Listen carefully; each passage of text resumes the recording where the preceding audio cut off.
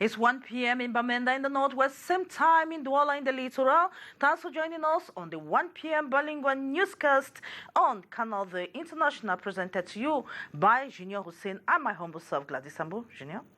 Good morning, Ambo Gladys. Bonjour à tous. Voici les titres de votre journal.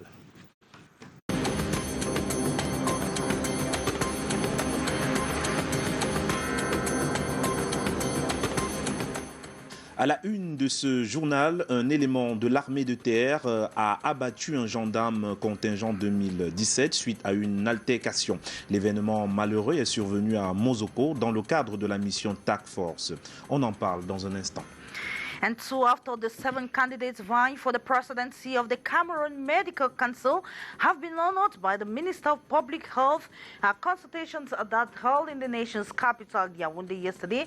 This was aimed to better organize the January 18 extraordinary elective General Assembly.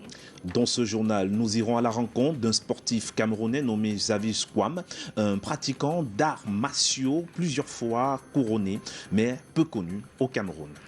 And the year 2022 was a very remarkable one in the domain of sports in Cameroon, as the country vibrated with major sporting events from the beginning to the end of the year. In this edition of the 1 p.m. Bilingue newscast, you will have the 2022 retrospect in the area of sports. Those were our headlines.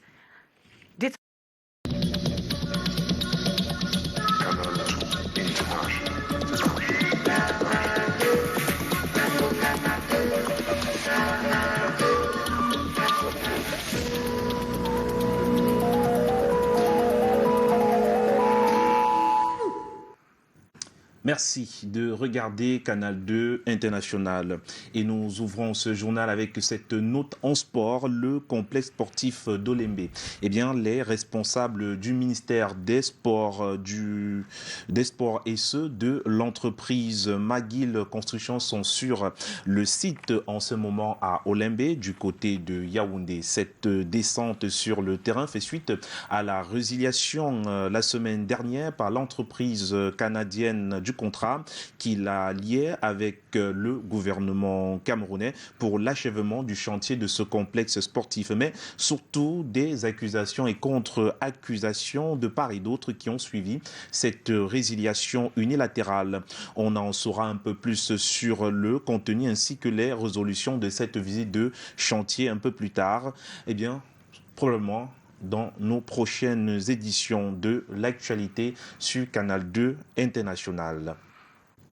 Et autre sujet à présent, c'est aussi cette note d'actualité autour de ce fait de société. À Mosoko, région de l'extrême nord, un militaire est capturé après avoir abattu un gendarme lors d'une altercation. L'affaire fait grand bruit à Mosoko, commune située dans le département du Mayo-Tsanaga. Là-bas, dans la journée d'hier, un militaire a fait usage de son arme contre un gendarme lors d'une dispute pourtant insignifiante selon des témoins. Le triste crime s'est produit en pleine mission de la force TAC. Le présumé assassin a été capturé et devra dans les jours qui viennent répondre de ses actes devant la justice. Et nous poursuivons ce journal du côté de Bamenda. 2 présumés agresseurs sont arrêtés à Bamenda au cours d'une opération de vol en plein jour dans le 2e arrondissement de Bamenda. Grâce au courage des populations, les 2 présumés bandits sont pris la main dans le sac. Les précisions avec Monique Naoussi et Annie Collins. 2 présumés bandits arrêtés au moment où ils dépouillaient le propriétaire de ce centre commercial en chantier à Bamenda 2. Ce sont les populations environnantes du quartier Meta qui sont intervenues pour sauver cet homme d'affaires des mains de ses bourreaux. Selon des témoins, 2 jeunes hommes armés se sont introduits dans cet espace à l'heure de la fermeture, se présentant comme membres des groupes armés séparatistes. Avant de se faire arrêter, ils avaient déjà arraché quelques minutes plus tôt 200 000 francs des mains du propriétaire. Et c'est au moment de s'enfuir par moto qu'ils décident de retourner sur le lieu du crime pour monter le butin. C'est alors que le conducteur de mototaxi a alerté les populations. Aussitôt, les ouvriers du chantier les ont enfermés dans les locaux et la police arrivée quelques minutes plus tard les a embarqués.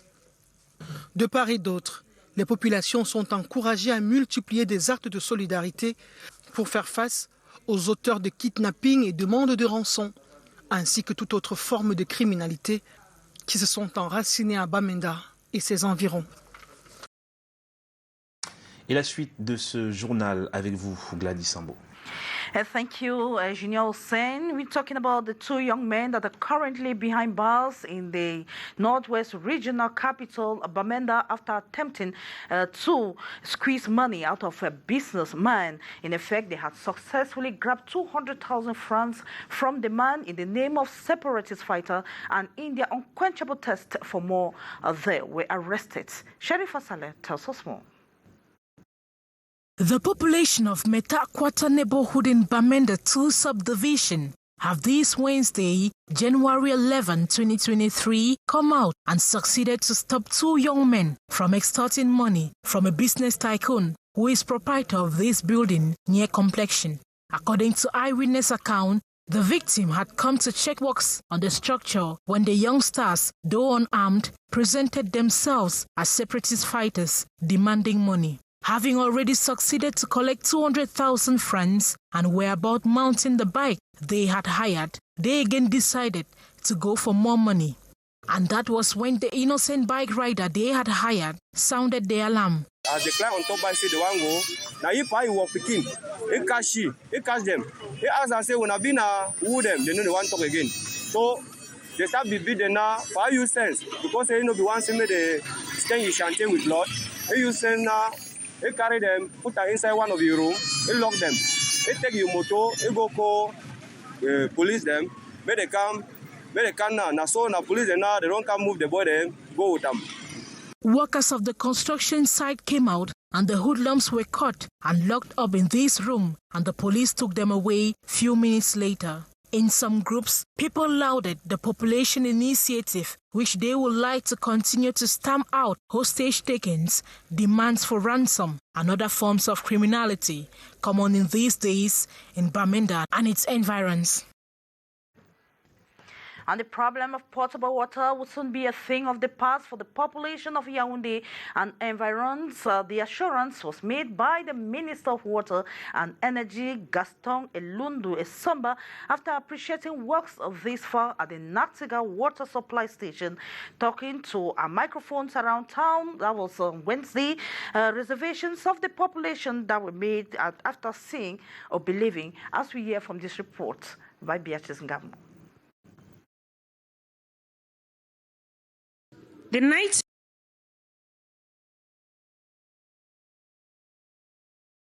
So that report. The nightmare of portable water supply will soon be a thing of the past, with the solution coming from the Sanaga River via the Nactigal water supply station to the capital city, Yaoundé and environs. Household taps will enjoy of a supply whose availability is announced this year. Good news, and we wish it should be a reality. Appreciate it. The parliamentary, it should be true. Because we have announcements never realized. Others were blunt in their reaction, skeptical about the good news. It is not the first time the minister is speaking like this. We are waiting to see, because water problem in Cameroon is shit. The reassurance is from the Minister of Energy and Water Resources, Gaston Elundu Esomba, following a field trip to the Nactigal water supply station Wednesday. You came here to see what is really done in the field, and you realize that the completion rate is about 95%. You came here to identify if there is any problem which can delay this objective.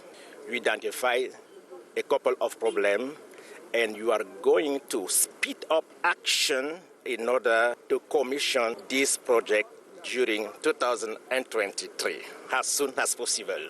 The great day awaited when taps will flow and flow with pure potable water. Water is life.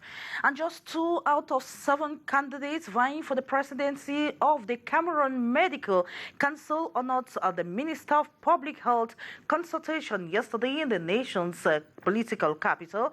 Discussions were aimed to better organize next January 18 extraordinary elective General Assembly, which the minister believes can be better handled by the National Elections Body, ELECAM. The details with Beatrice Ngamo.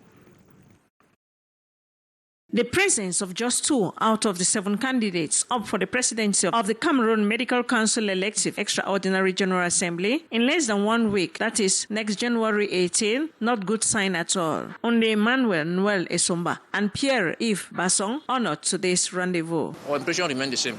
The minister does not want an open election. I cannot understand why doctors are registered with the CMC. They are updated with their dues, and then they cannot vote. It means that they will come on the 18th and they will be forbidden to participate. So for us, I think that he has not helped us. 4 proposals they placed before the minister for a free, fair election. 2 accepted, 2 rejected. First one was that they should allow everybody to participate in the process. They refused. They accepted that there will be no proxy authorized. Third proposal we came with here was that they should help doctors. So we prayed the minister that they can see a way to help them with the transportation fees. They still deny. And then the final one was that we should stick on the time. They said that they will stick on the terms. Public Health Minister made it clear Elections Cameroon will provide the technical and logistics of the election. Our colleagues that we trust will be working alongside with ELECAM. If not, there's no way we can participate in such a process. At the end of the day, the government says it needs a strong medical council which can advise and together handle health questions and issues in the country. Do a transparent, sincere and very just election. The public health boss also pronounced their hands are clear. And then let's talk about roads and lighting in Douala as priority for the Douala City Council for 2023. Exactement, Ambo Gladys, la réhabilitation des routes et l'éclairage public dans la ville de Douala demeurent des préoccupations majeures pour la communauté urbaine de Douala en 2023. L'annonce est faite lors d'un dîner de presse donné par Roger Bassa-Diner, maire de la ville de Douala. Reportage avec la collaboration de Stéphane Binac. Accélérer la réhabilitation de la voirie urbaine à Douala et procéder à la mise en œuvre du projet d'éclairage de la cité économique. Tels sont les défis majeurs qui attendent le maire de la ville de Douala en 2023. Je voudrais rappeler que notre mission fondamentale, c'est le cadre de vie des populations. Il faut l'améliorer. Sauf que quand vous avez dit le cadre de vie des populations, ça fait beaucoup de choses. Donc nous souhaitons évidemment avoir le retour des formations. Pour ce qui est de l'éclairage public, Roger Bassadine fait savoir lors de ce dîner avec les médias que ce projet nécessite une enveloppe de 500 millions de francs CFA. La rencontre avec la presse a également donné lieu à la communauté urbaine de Douala de réaffirmer son respect envers les hommes de médias. Une presse responsable, c'est une presse qui va à la source de l'information, qui essaie d'avoir la bonne information et qui ne se lance pas dans des diatribes inutiles. Nous sommes ouverts et moi-même je suis disponible pour répondre à tout moment aux interrogations de la presse. Mes collaborateurs également ont été instruits de le faire. Cette rencontre s'est achevée avec la remise de nombreux prix aux hommes et femmes de médias qui se sont distingués dans le traitement de l'actualité en 2022. Poursuivons avec un autre sujet dans le transport à présent. Allons voir ce qui se passe dans le groupement des transporteurs terrestres du Cameroun. On parle d'amélioration dans ce secteur d'activité. Samuel Baya.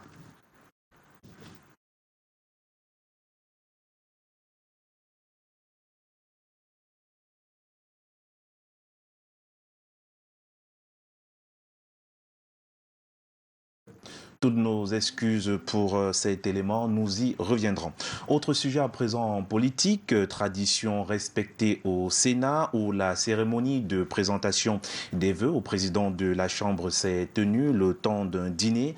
Proches collaborateurs du président Martial Niat Difendu lui ont adressé des vœux de Nouvel An. Janice Kamga et Serge Alain Zébou.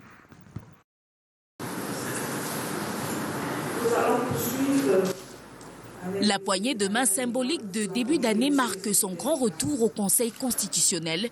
Réunis après une suspension de 2 ans due à la crise sanitaire de Covid, les membres du Conseil, chefs de division et responsables des services administratifs et techniques du secrétariat général présentent leurs vœux au président de l'institution. Si Clément à Tangana se réjouit de ce moment de fraternité et de renforcement des liens, il ne perd pas de vue les défis de 2023, car selon le calendrier légal, elle connaîtra les élections sénatoriales. Le Conseil constitutionnel devra se déployer comme à l'accoutumée pour gérer le contentieux qui l'interpellera. Son hommage à l'ensemble du personnel ne manque pas de relever les efforts qui vont être faits afin d'améliorer leurs conditions de travail. L'accent sera davantage mis sur la construction du siège du Conseil constitutionnel pour mettre fin à notre situation précaire. Des dispositions qui visent à confirmer la place du Conseil constitutionnel comme référent national en matière de consolidation de la démocratie et de l'état de droit. Il est plutôt question des vœux adressés au président du Conseil constitutionnel, Clément Atangana. Et la suite de ce 13h, c'est avec vous. And we talk about Cameroon Textile Laboratory that has taken to overhaul the cotton chain in Cameroon in order to help small-scale entrepreneurs valorize made-in-Cameroon products, with about 98% of Cameroon's cotton transformed out of the country. The Enterprise Upgrading Bureau has stepped in or has launched a campaign to boost Cameroon textile industry, as we hear in this report by Kejang Henry Atembe. Cameroon's cotton production currently stands at 360,000 tons. This contributes 95% to the gross domestic product. Paradoxically, 98% of Cameroon's cotton is exported and transformed out of the country and then sold back to Cameroonians 10 times the export price. And so, to reverse the trade balance, Cameroon's textile laboratory is stepping in to overhaul the cotton chain from production to transformation. Small-scale entrepreneurs in the cotton industry are now being encouraged to make use of local cotton production. The government gave us some sectors, and in this sector you have the textile sector, and the Bureau de Mise à Niveau, who is the main structure of upgrading enterprises, wants to have an eye to all those structures who are making or accompanying enterprises in the domain of textile. The nationwide campaign championed by Cameroon's Textile Laboratory is out to valorize the Made in Cameroon brand. Small-scale entrepreneurs have the chance to be more competitive with the new dynamism injected in the cotton sector to take a giant leap. Thank you so much, Henry Kejatembe. And the Minister of Environment, Protection of Nature and Sustainable Development, Hele Pierre, has urged all stakeholders involved in the Nachtigal hydropower project to implement the environmental management plan in order to improve biodiversity within the 421 hectares of land. He was speaking yesterday after visiting the construction site at the Upper Sanaga division of the Central Region, penning in agreement with the Nachtigal hydropower company to that regard. You have the details with Haisenchia. As work unfolds at the Nachtigal hydroelectric power station to meet the high demands of water and energy, it is important to constantly overview the negative environmental effects these may impose on the population. Reason for the signing of this partnership agreement this January 12 between the Ministry of Environment, Protection of Nature and Sustainable Development and the Nachtigal Hydropower Company related to the implementation of the environmental and social management plan of the project. If you have some effect negative, you have to try to reduce the engagement. We have to take care measures for the conservation of animals and the vegetation. And as part of such management strategies, an initiative to valorize waste and grow young plants is already on the move. We are actually in the light of recreating that vegetation, generating it from afresh and kind of imitating what was there initially to limit the impacts that we may have caused.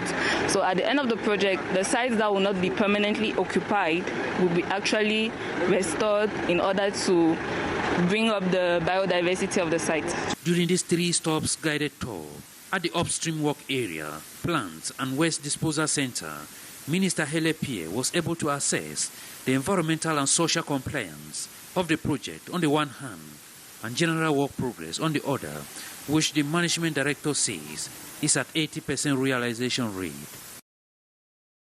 And let's talk about the discovery of Saviem. Eh bien, dans l'automobile, cet après-midi, on s'intéresse au car Saviem, un modèle de voiture né en 1955, modèle français, bien évidemment, et qui aujourd'hui fait la fierté des populations camerounaises. Dans ce reportage, vous verrez justement que l'état vétuste de la voiture donne tout de même à cette voiture plus de performance sur la terre nue du côté de l'Est Cameroun. Tignan et Kizito Koumaï. Les routes difficiles ne sont pas un obstacle pour cette marque française née en 1955.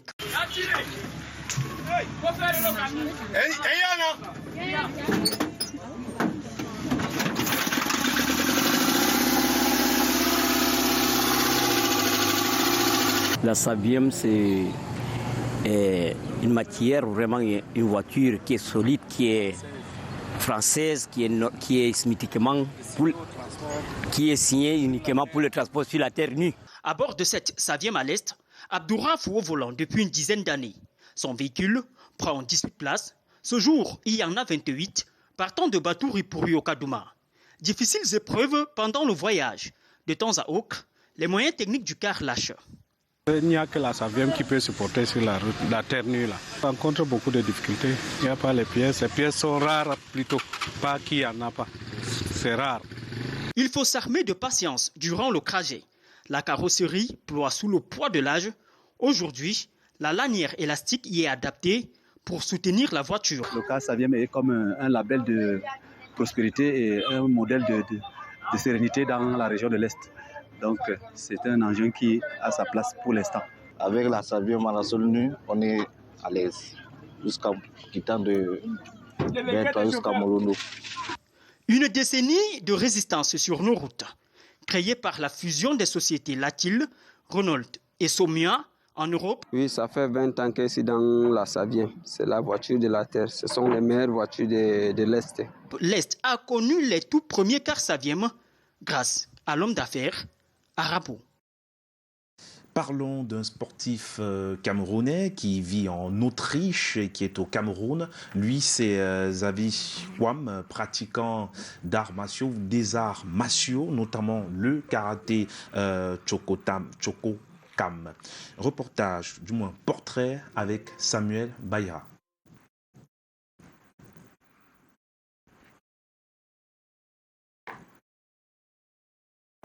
Toutes nos excuses pour cet élément. On va cette fois s'intéresser, Gladys Ambo, si vous le permettez bien évidemment, à cette descente du ministre des Sports au stade Olembe de Yaoundé, accompagné justement du personnel de McGill.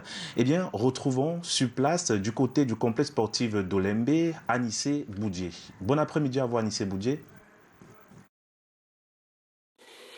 Bonjour Monique, Naoussi Photo, bienvenue au complexe sportif d'Olembe à Yaoundé. Nous sommes actuellement sous les gradins du stade. Voici l'une des chambres témoins des 70 annoncées et en cours de construction. Ici, actuellement, les travaux sont à l'arrêt.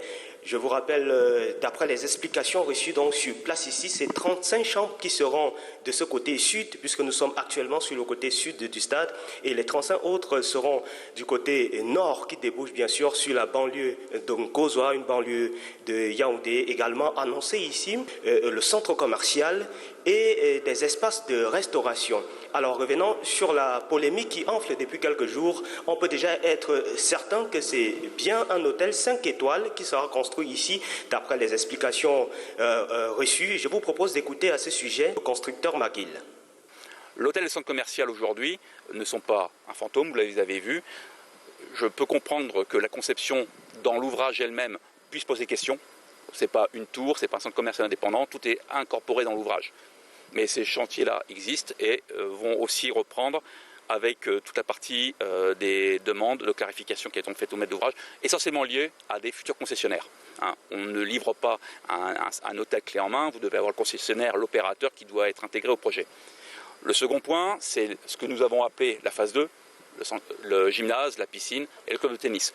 Aujourd'hui, comme vous le savez, McGill a hérité de ce projet-là et n'en est pas le concepteur. Nous avons tout simplement demandé au gouvernement et au ministre des Sports d'avoir des clarifications sur ce qu'ils attendent suivant le cahier des charges qui a été préétabli. On ne doit pas commencer pour casser ou se remettre en attente.